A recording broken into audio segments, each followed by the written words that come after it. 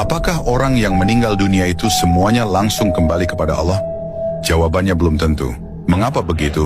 Karena tergantung kepada diri masing-masing ketika dia hidup di dunia. Apakah diri seseorang itu mengenal Allah atau tidak? Bagi yang berbaiat kepada Allah, sudah tentu dia mengetahui jalan pulangnya. Sehingga semasa hidup di dunia, dia senantiasa beserta Tuhannya. Baik dikala duduk berdiri dan berbaring bahkan di segala aktivitasnya. Tetapi sebaliknya orang yang belum mengenal Allah itu, sudah tentu belum mengetahui jalan pulangnya. Maka akan melalui proses penyucian dosa yang teramat sangat berat. Karena semasa di dunia, dia tidak tahu cara menyucikan diri dari dosa. Nabi mengatakan, alat penyucian dosa itu dibakar dengan api, dan pilihannya hanya dua, yaitu dibakar dengan api zikirullah semasa di dunia, atau dibakar dengan api neraka sewaktu di alam akhirat.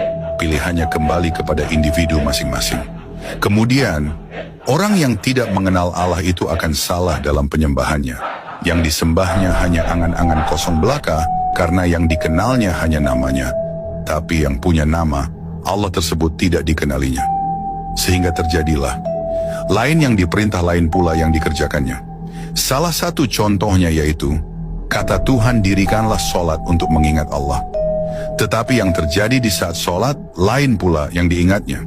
Sedangkan apapun yang diingat di saat sholat itu, itulah yang menjadi Tuhannya.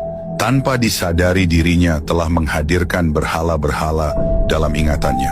Artinya di saat sholat tanpa disadari telah menyekutukan Allah. Jadi, orang yang meninggal dunia bisa langsung kembali kepada Allah itu, yaitu orang yang semasa hidup di dunia telah mengenal Allah, sehingga selalu mengekalkan hatinya kepada Allah sampai di akhir kalamnya. Orang yang semasa di dunia matanya buta, tidak melihat Allah, maka di akhirat nanti akan Allah jadikan matanya lebih buta lagi. Itulah janji Allah yang pasti berlaku.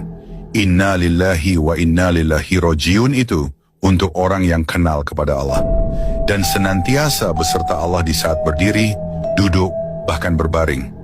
Untuk mengenal Allah itu tentu harus belajar kepada seorang guru yang ahli di bidang tersebut, yaitu orang yang telah diberi amanah dari Tuhan untuk mengajarkannya. Di dalam Al-Quran telah Tuhan sebutkan, dia adalah waliyah mursyida atau mursyid Allah. Ulama tersebut masih ada di zaman ini, bahkan masih banyak, tetapi tidak banyak orang yang mengetahui kecuali orang-orang tertentu, yaitu orang yang telah berbaiat kepada Allah dan yang kekal hatinya kepada Allah. Mereka tidak nampak seperti seorang ulama, walaupun mereka berilmu. Bahkan aktivitas kesehariannya seperti orang biasa-biasa saja. Dia tidak menonjolkan diri dan tidak pula mencari keuntungan